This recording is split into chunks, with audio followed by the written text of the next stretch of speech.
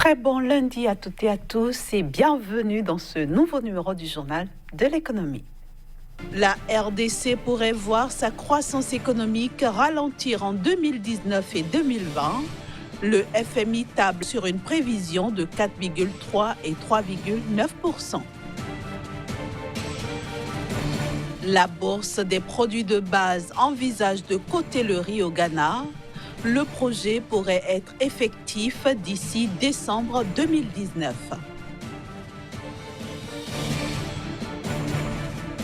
Enfin, les activités du secteur privé ont baissé à leur plus bas niveau depuis mai 2019 au Kenya à cause des impayés de l'État.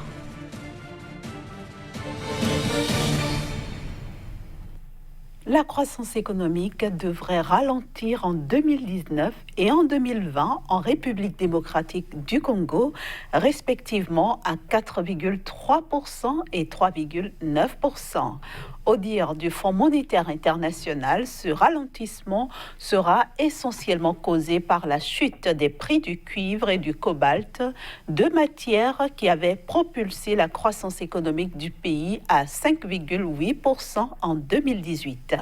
Cela devrait entraîner une baisse des recettes minières, créant ainsi un déficit budgétaire de 0,2% du PIB cette année. Le FMI explique que sur la base des politiques actuelles, les revenus en RDC resteront bien en dessous de la moyenne de l'Afrique subsaharienne, malgré l'impact positif du code minier révisé en 2018. Il faut dire que la prolifération des impôts et des institutions fiscales, les exonérations fiscales généralisées, l'assiette fiscale étroite et les frontières longues et poreuses en sont les facteurs sous-jacents selon le FMI qui table sur une baisse du déficit de la balance courante à 3,5% pour cette année contre 4,6% l'année dernière et sur une hausse des réserves de change de la Banque centrale passant de 2,6 semaines d'importation en 2018 à 3,7 semaines d'importation en cette année 2019. Au Ghana, la bourse des produits de base envisage de coter le riz d'ici décembre 2019. L'institution a déjà finalisé les études de faisabilité afin de rendre possible le négoce de la céréale à cette échéance. Un accord tripartite a aussi été paraphé avec la fondation John Kufuor et l'organe interprofessionnel du riz du Ghana afin de booster l'industrie rizicole nationale. Le riz bientôt coté à la bourse des produits de base du Ghana. Le projet devrait être effectif d'ici la fin de l'année.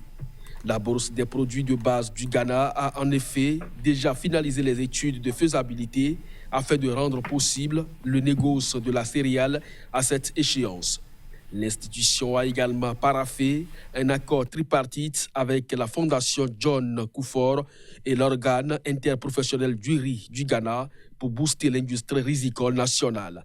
Une fois intégré, le riz sera la troisième denrée de base échangée sur la place boursière après le maïs et le soja. À en croire le PDG de la Bourse des produits de base du Ghana, l'institution fournira la plateforme requise pour que les agriculteurs écoulent leurs produits des entrepôts pour le stockage et des mesures pour assurer que les marchandises répondent aux normes de qualité. Ce faisant, ces agriculteurs pourront utiliser leur stock comme garantie pour solliciter des prêts bancaires afin d'étendre leurs activités. Inaugurée en novembre 2018, la bourse de produits de base du Ghana prévoit de traiter à terme le sorgho, le sésame, les noix de cajou, le karité et le café. Elle intègre le riz dans un contexte où le Ghana a produit en 2018-2019 environ 450 000 tonnes de riz pour une consommation de 1,15 million de tonnes selon les estimations du département américain de l'agriculture. 1,4 milliard de dollars, c'est la somme que des entreprises chinoises sont prêtes à investir dans des projets bancables en Afrique. Cet investissement concerne les secteurs des mines, pétrole et gaz, électricité et énergie renouvelable. Les projets d'infrastructures de raffinage et de stockage sont également susceptibles d'être financés.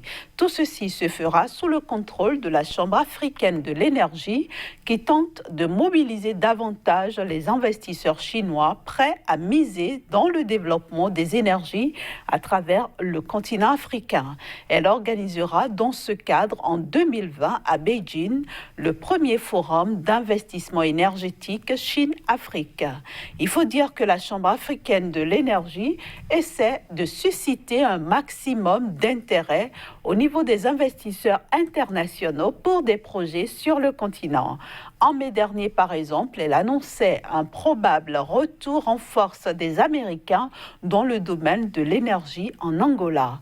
En juin, elle s'est engagée pour la promotion du pétrole et du gaz équato-guinéen à Pékin. Les activités du secteur privé kényan ont baissé à leur plus bas niveau depuis mai 2019. En cause, les impayés de l'État aux entreprises. Pourtant, les autorités du pays ont placé le secteur privé au cœur de leur programme de développement. L'activité du secteur privé a du plomb dans l'aile au Kenya. Plombée par des difficultés de trésorerie, elle a enregistré en août son plus bas niveau depuis le mois de mai. Le secteur est notamment confronté aux arriérés de paiement étatique, aggravés par le difficile accès au crédit dû à la limitation des taux de prêt aux entreprises en vigueur depuis fin 2016. Une situation que dénoncent régulièrement les entreprises du pays sans toutefois obtenir gain de cause. Pourtant, au mois de juin, lors de la présentation du budget 2019-2020, le ministre des Finances Henri Rotich avait déclaré que l'État allait payer 10,9 milliards de shillings à ses fournisseurs à la fin du même mois. Pour certains analystes, il urge que les réformes urgentes soient menées pour améliorer l'accès des entreprises au crédit, en plus d'un plan cohérent pour solder les arriérés dus au secteur privé en vue d'assurer une croissance inclusive. Notons que le Kenya s'attend à un taux de 6,3% en 2019 après une croissance de 6,1% en 2018. Selon le chef de l'État Uhuru Kenyatta, cette hausse sera portée par le programme Big Four dont l'objectif est d'accélérer la croissance économique en s'appuyant sur 4 grands secteurs, l'agriculture, l'industrie manufacturière, la santé et l'accès au logement. Une petite pause maintenant et nous allons retrouver Casimir Kouidjo pour la suite de ce journal. Bonjour à vous Casimir et bienvenue dans le journal de l'économie. Bonjour Inès. Aujourd'hui, vous nous emmenez au Tchad, encore une fois, pour nous intéresser à la zone de libre-échange continentale africaine. Alors, concrètement, que pourra faire le Tchad dans ce marché commun ? Votre interrogation est la bienvenue au même titre donc, que l'inquiétude que nous, les autorités de ce pays, en effet, que véritablement vaut le Tchad sur le marché communautaire, notamment ce marché dénommé ZLECAf, zone de libre-échange continentale, un pays qui a pour voisin immédiat le Nigeria, mais aussi et surtout le Cameroun, deux pays moteurs donc de l'économie des deux régions, à savoir la communauté économique des États de l'Afrique de l'Ouest et la communauté économique. La CEMAC. Donc, qu'est-ce que le Tchad peut véritablement présenter à ces deux géants de l'économie, à ces deux locomotives-là? Véritablement pas grand-chose, mais au-delà de ça, les experts de la Commission économique africaine ont étudié la question et ont apporté des solutions à ce pays-là. En effet, le Tchad a beaucoup à apporter déjà avec une économie, avec un produit intérieur brut de 9,9% et une population de 12 100 85 000 personnes, dont environ 66% travaillent déjà et peut apporter beaucoup à l'économie. Le Tchad paraît aujourd'hui comme un petit poussé, mais ce pays qui pourra apporter grandes choses, notamment au niveau de l'industrie agroalimentaire, surtout en ce qui concerne donc l'activité agro-pastorale. Le Tchad pourra donc développer sa filière viande, lait, mais aussi beaucoup donc d'autres dérivés de ce sous-filière-là. En effet, il faut le dire, le Tchad qui déjà est frappé par donc les conditions naturelles de plus exécrables, notamment pays enclavés, le Tchad aujourd'hui pourra développer donc ce potentiel qu'il a. Le Tchad pourra également donc offrir sur le marché de la ZLECAf sa technologie de l'information et de la communication. Le Tchad pourra enfin donc investir dans certains secteurs névralgiques de son économie pour pouvoir donc développer l'industrie. Voilà en quelque sorte ce que ce pays pourra véritablement. Pas grand chose comme le Cameroun, pas grand chose comme le Nigeria, pas grand chose comme la Guinée équatoriale, mais le Tchad pourra beaucoup si véritablement les opérateurs économiques allaient sur ce marché en rang serré, non pas en rang dispersé. Si les opérateurs économiques reconnaissent leur potentiel interne et se mettent ensemble pour développer, si les opérateurs économiques tchadiens enfin vont sur le marché international chercher des partenaires, par exemple nippon, pourquoi pas chinois, américains ou français peut-être, pourront développer leur potentiel, et ici l'État pourra accompagner tout ceci grâce donc aux devises engrangées par le pétrole qui ne cesse donc de faire accroître le produit intérieur brut de ce pays-là, qui aujourd'hui affiche une très belle performance économique, même si le taux d'inflation du moins reste plus faible, moins 0,9%. Alors Kazmi Pédior, concrètement, comment est-ce que le Tchad se prépare pour profiter de cet accord? Alors, la question de la ZLECAf préoccupe au haut niveau les dirigeants donc, de ce pays qui déjà ont sollicité l'expertise des sachants, des personnes, donc des experts donc, de l'Union africaine, notamment donc, la Commission économique africaine, notamment le bureau Afrique centrale donc, de cette commission, pour venir étudier le potentiel, mais surtout les menaces en termes donc, de concurrence directe. Et au sortir donc de cette rencontre, de la dernière rencontre que ces experts ont eu avec les autorités et aussi donc le secteur privé, les autorités ont été beaucoup plus rassurantes en ce qui concerne donc le développement du potentiel. Et ici, comme je l'ai dit tantôt, c'est le potentiel agro-pastoral, mais aussi le potentiel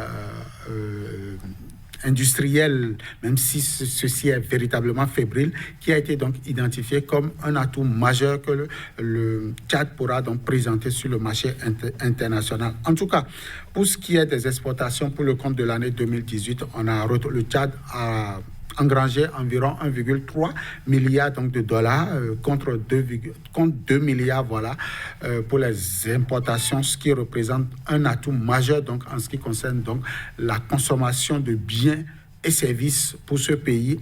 Le reste sera du côté donc, des dirigeants, mais aussi des opérateurs économiques et donc de l'ensemble des associations d'opérateurs économiques qui pourront véritablement développer le potentiel humain en transformant forcément l'économie de ce pays par l'industrialisation et pourquoi pas l'énergie électrique en signant des partenariats avec le Nigeria ou le Cameroun pour véritablement donc profiter de ce bon voisinage. Alors Kazmi Pédior, est-ce que tout ce qui se trame au Tchad va permettre aux Tchadiens justement d'être compétitifs sur le marché commun?